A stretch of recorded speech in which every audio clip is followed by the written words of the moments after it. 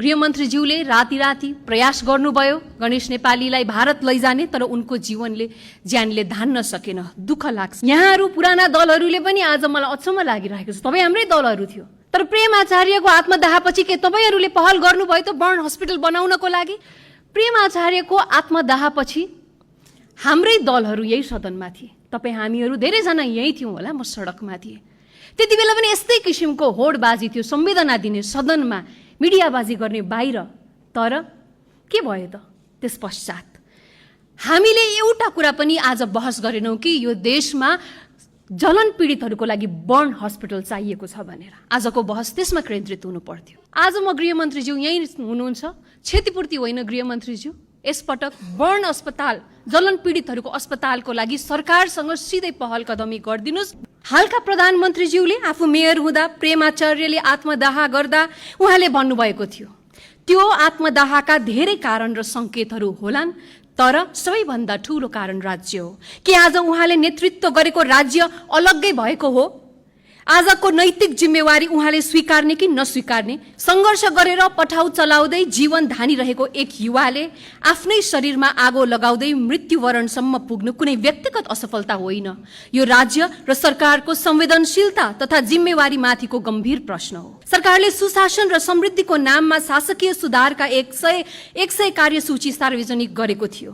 100 दिन पुगेपछि 87% प्रगति भएको दाबी पनि गर्यो। तर प्रश्न, यदि प्रगति 87% भएको थियो भने जनताको जीवनमा त्यो प्रगति किन महसुस भइरहेको छैन? सरकार गठन भएको भोलिपल्ट नै पूर्व प्रधानमन्त्री तथा पूर्व गृहमन्त्रीहरूलाई पक्राउ गरेर सरकारले आफूलाई सुशासनको नयाँ युग सुरु भएको सन्देश दिन खोज्यो। जनताहरू खुसी भए।